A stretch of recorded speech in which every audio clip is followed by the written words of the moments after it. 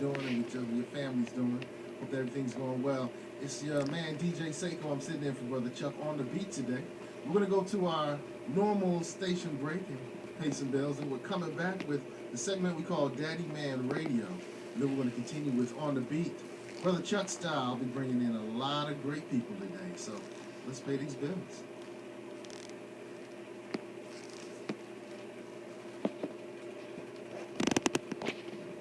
A $100 bill in 1913 is worth only $2 today.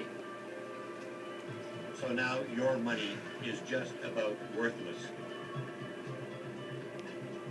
And the Fed will keep printing more and more money.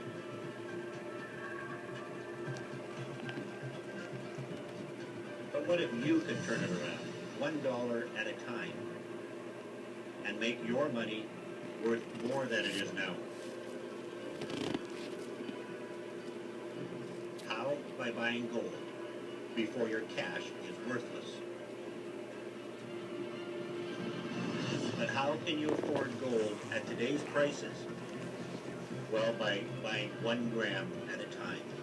This is so important because gold is the future. For as little as $65 or 50 euros, you can trade in your almost worthless cash for something real, something you can hold. Carrot bars.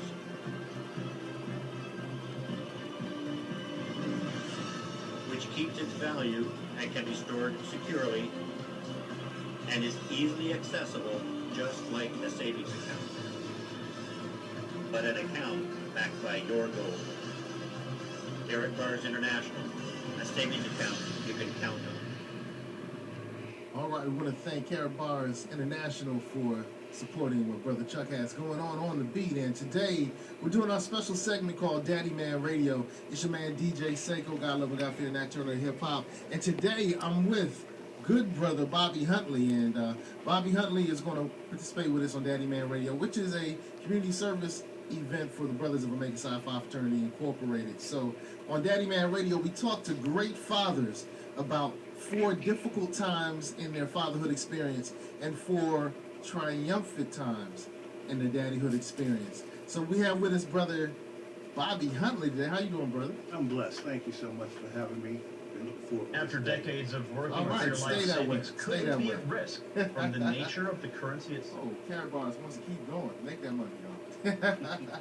All right, so look, brother Huntley, man, we're going to have a really interesting discussion with you, man, because not only are you a great father, Yes. but you got some messages for the single moms out there. You tell them they're doing it wrong. So we're going to have to get into that. So we're going to start off with you telling about some of the 4 challenging times. And then what I want you to do is tell me what these single mothers are doing wrong out there and how you can effectively assist them with that.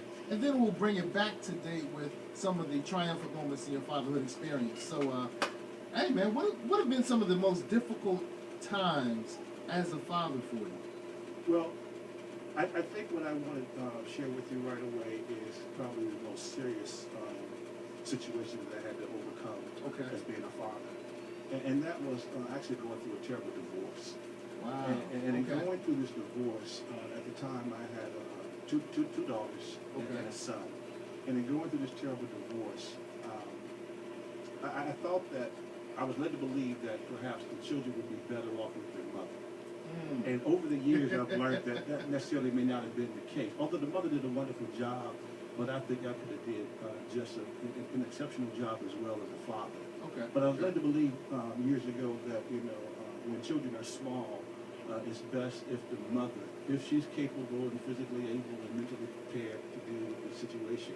That's The what nurturing most of us, part. That's what Yes. most of us are led to believe, too. Absolutely. Okay. Right, But right. over the years, I felt that, wait a minute, I probably could have did, if not a better job, just as good of a good job. Our children made it out great. They're all doing quite well.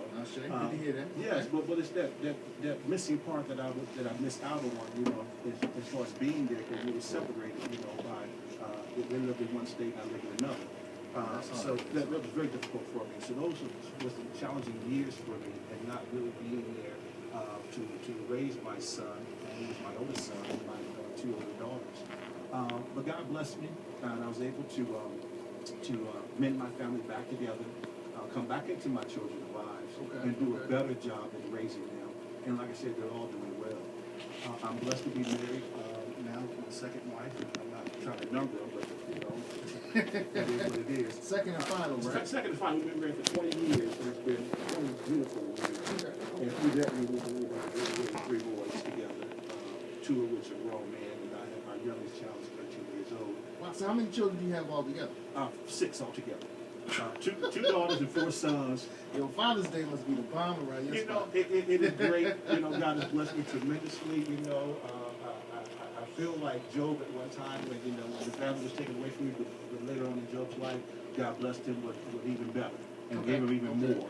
So, you know, I feel like Job in that God blessed me tremendously and gave me a second chance to get it right. Okay. And so that's what I'm most proud of, is having that opportunity to get it right. A second chance.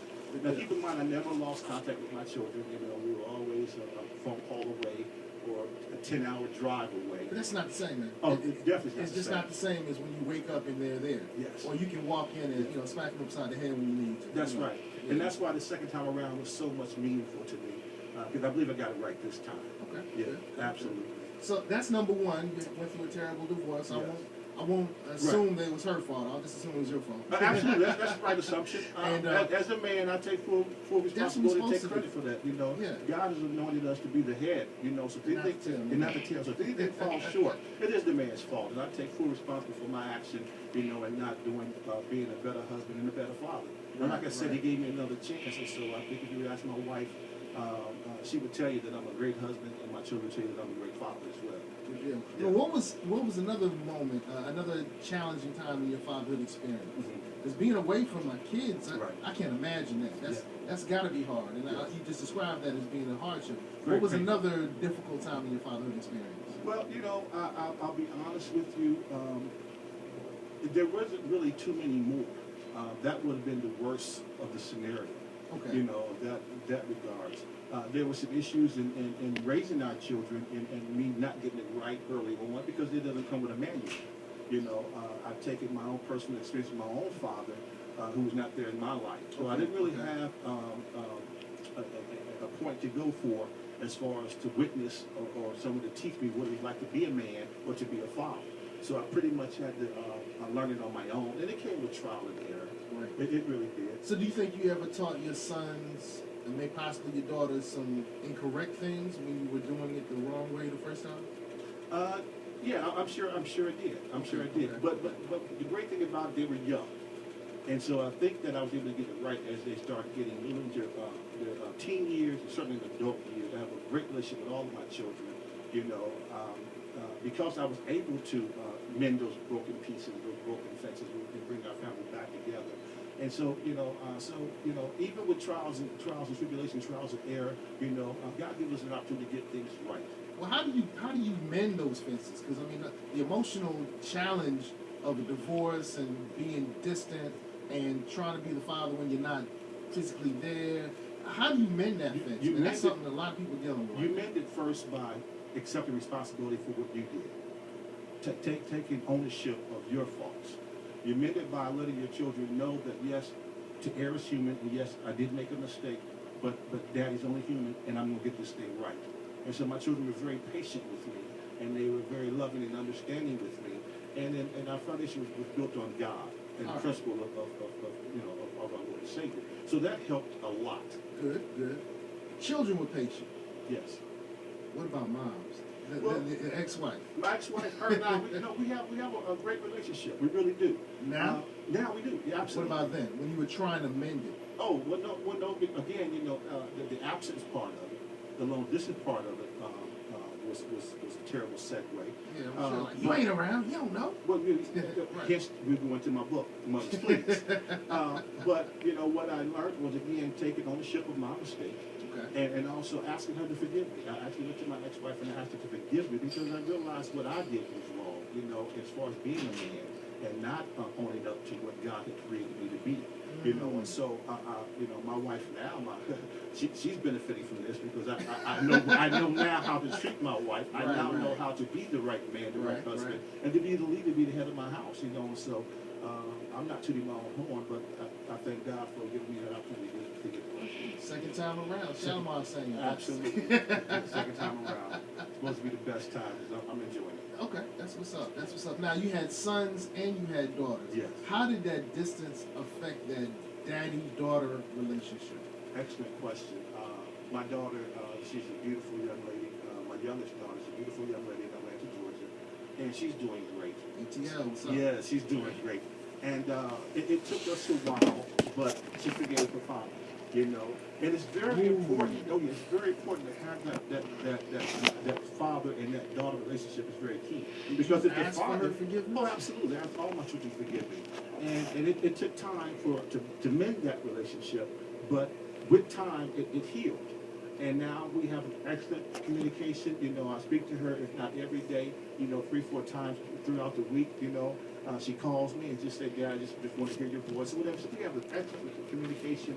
And I just thank God for giving me the time to get this right, man. You know, so it's never too late.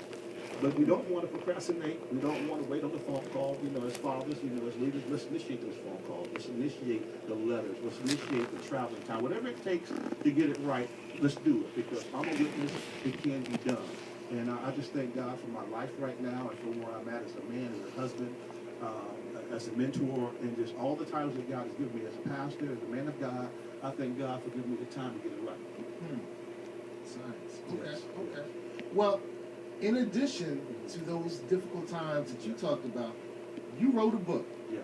Mothers Please. Yes. And in this book, you saying, y'all got it all wrong. Y'all messing up. Here's the route. Here's the blueprint.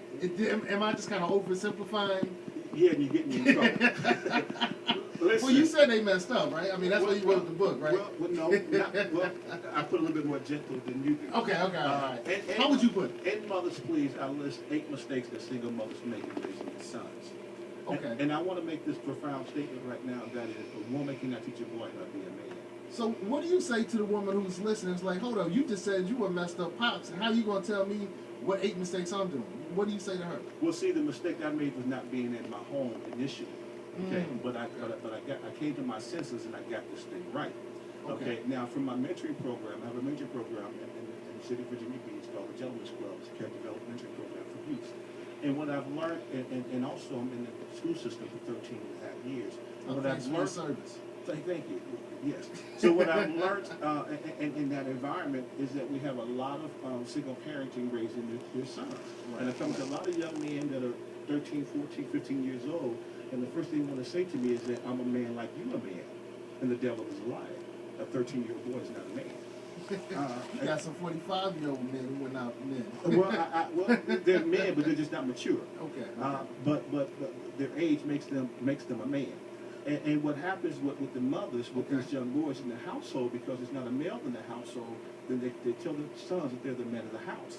And that's wrong, because what happens is when they meet a real man to come into their lives, they want to challenge that man.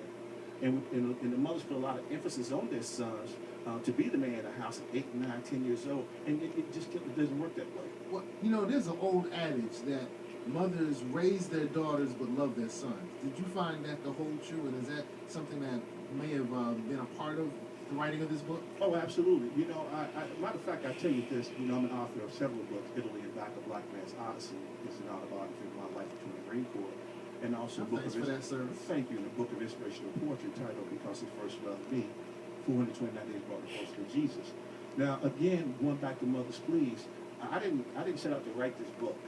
I've always written books based on my life and my experiences. Okay. It was a mother whose son went through my mentoring program who saw a significant change in her son's life. And she said, Pastor, I understand you're an author and you've written several books. Why don't you consider writing a book for mothers and helping us mothers out? And I thought to myself, I can't tell a mother how to raise your child. That's not my role here. What I can as a mentor is help these young boys to become a man. But in doing so, it took me about 2 or 3 years, and I finally had the time to write the book. And in the book, I just started researching and just speaking with mothers and seeing how they were dealing with, with the absence of the father being at home. And I start seeing, again, these mistakes that mothers are making. I'll share another mistake mothers make is that they have a tendency of wanting to treat these boys as if they're not only the man of the house, but to some cases, you treat them as if they're your husband. By not only preparing their meals, but bringing their meals to them, cleaning their rooms, washing their clothes, doing everything that you would probably do for your husband because, Right. you know, this hard labor.